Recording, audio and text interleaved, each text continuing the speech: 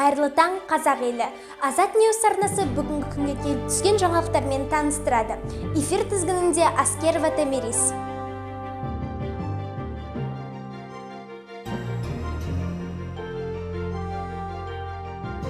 2021 жылдың 19 ақпанында өткен номері 1 Азат орта мектебінің қазақ тілі мен әдебиет пәні мұғалімі Әсет Дәулетәліқызы Zoom платформасы арқылы ашық сабағын өткізді. Ашық сабақтың тақырыбы табиғат біздің үйіміз. Сабақтың мақсаты анық айтылған сөзді тыңдап, қысқаша жазба жасау және нақтылау мақсатында сұрақтар құру болды. Сабақтың өн бойындағы оқушылар белсенді қатысып, мақсатқа жетуге бірнеше тапсырмаларды орындады. Келесі, менің анам мал дәрігері.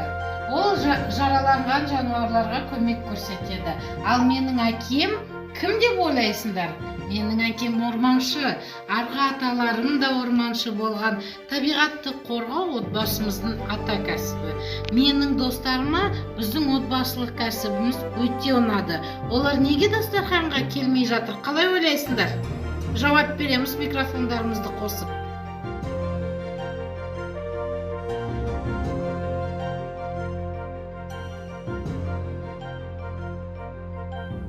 Келесі, қазақ тілі мен әдебиет пәні мұғалімі Бану Бақытқызы 7-ші А сыныбы мен қосымша сабақ ретінде ұлттар достастығы тақырыбында үлгілі сабағын өтті. Сабақтың мақсаты проблемалық қосымша сұрақтарға тыңдалған мәтіннен деректер келтіре отырып, дәлелді жауап беру, өз жауабын өзгенің жауабымен салыстыру, талдау болатын.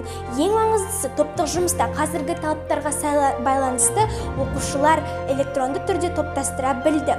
Олар WhatsApp желісі арқылы топтасып, спикер топта ұтымды жауаптарды ұсынып, мақсатқа жетуге оңтайлы әдіс болып табылды.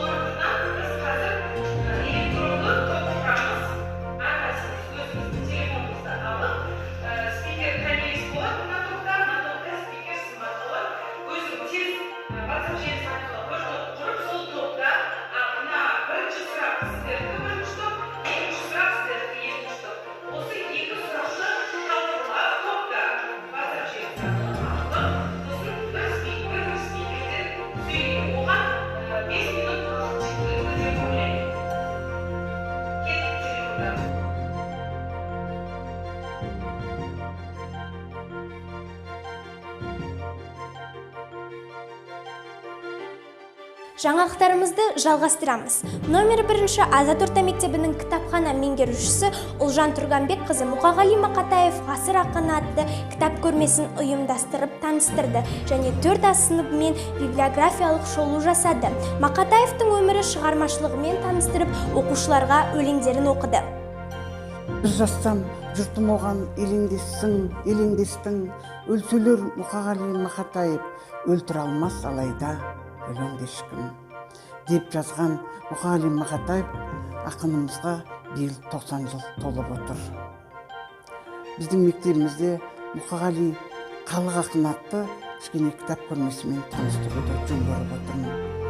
Мұқағали Мақатаевтың орысша қазақ тілінде жазылған «Зов души», сонымен Мұқағалидың өзінің жазған «Аманат» шығармалар жинағы және Мұқағали туралы жазылған балалық жастық өмірінен Хан Тәңірі бауырындағы жалғыз шырша кітаптары. Сонымен бірге мектебіміз жазылған Мұқағали республикалық журналында ақынның өмірі жайлы, шығармалары жайлы толғанады. Кезінде заманында лайық бағасын ала алмаса да, өзінен кейінгілер үшін Мұқағали ақынымыз, ақиық ақынымыз, зор мәртебесі биік ақын.